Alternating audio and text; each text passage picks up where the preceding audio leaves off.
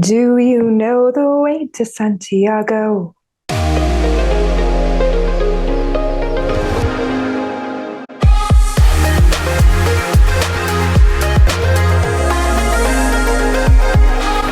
Well, good thing it's a well-marked trail. Just in case you don't, the reason why I'm walking the road to Santiago, it was actually an intuitive hit. When I first learned about the Camino de Santiago, I knew that it was a walk, and that was pretty much it. I didn't even really know, well, I knew it was in Spain because it's in the title, but aside from that, nada, no information. But sometimes, when you feel that pull to do something and it's not logical, but you hear something and oh, that's for me.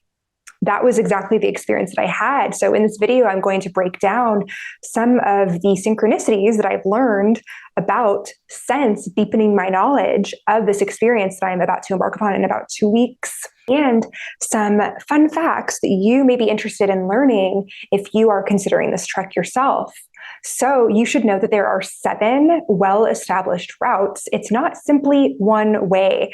So number 1 is the Camino Francis, also known as the Way, and it's roughly 500 miles, and it takes anywhere from 30 to 35 days to complete. That's the one that I'm doing, in part because it's the most well-marked. And next up, we have the Camino Portuguese, also known as the Portuguese Way, and it clocks in at 370 miles. Then we have the Camino del Norte, known as the Northern Way, 515 miles, beautiful coastal route. And then we have Camino Primavito, the original way, at 160 miles. Via de la Plata, the Silver Way, 621 miles. Camino Ingles, the English Way, 68 miles. And Camino Finisterre Moaxia, it's 74, and that's an add-on at the very end that has been called the end of the world. So that is a totally optional, not totally, it depends on which list you read. Some lists say it's legitimate, others say, no, it was made up, but interesting to think that there is an end of the world that you get to actually experience in life. The Camino de Santiago has roots in medieval origins. So that time in history is super interesting to me. Essentially, starting in this medieval time period, it was about 250,000 people a year that would regularly kind of go on this trek together.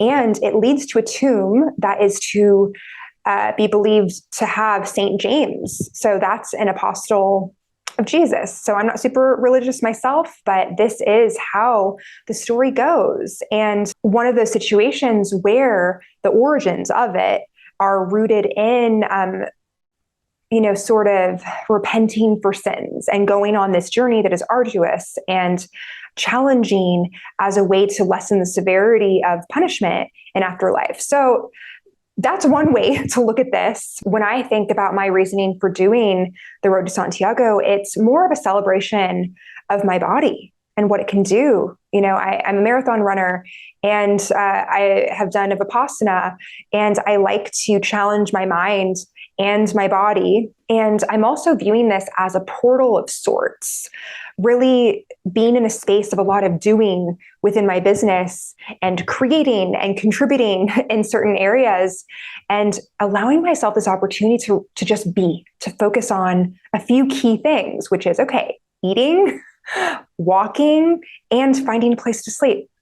Just really allowing it to go back to basics, allowing space where different opportunities and things and, love, work, home can make their way to me, where it's less about trying to make it happen. It's really a surrender and release. And when it comes to learning about this being a trek to the tomb of a martyr, I've always had a fascination and a reverence for martyrs. In school, I did a report on on Joan of Arc, and I just thought, what a badass.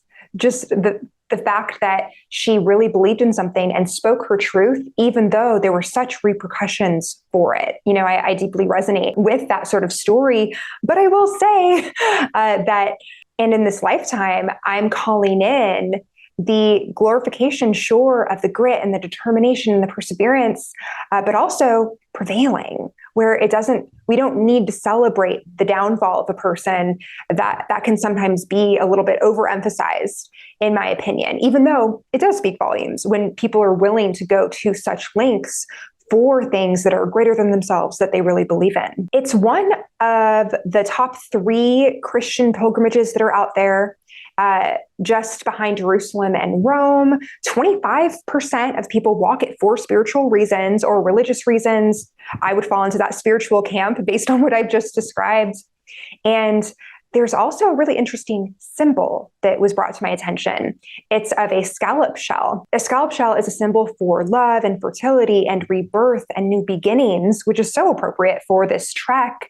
And also what made me sort of take a little pause and be slightly in awe of the fact that I was really drawn to this experience. I've always had such a fascination with shells. My first EP, if you can call it that, in 2008, when I recorded a few songs and put it on MySpace, it was called Steph Sells Seashells. Wow, when it counts, it can be kind of challenging to say.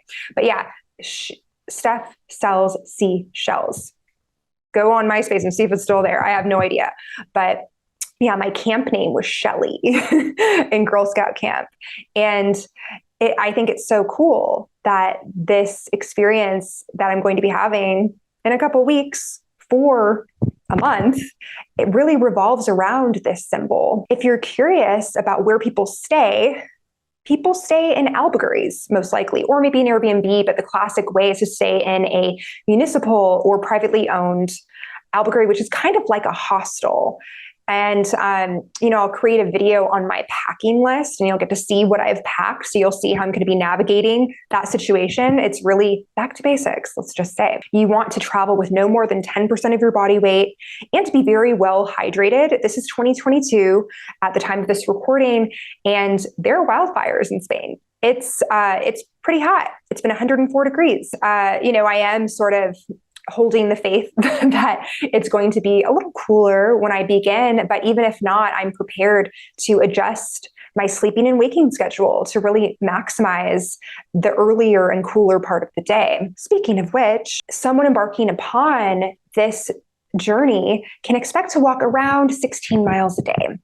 And it takes anywhere from 30 to 35 days if you are doing the classic French way that has been clocked in anywhere from 480 to 500 miles total. And another fun fact that I was excited to learn about is that you have the opportunity to get what's called a pilgrim passport. I actually think this is quite adorable, where you get a passport where you get stamps at every albergue that you stay in each night. So you'll have an array of 30 different stamps at the end of it in this passport card.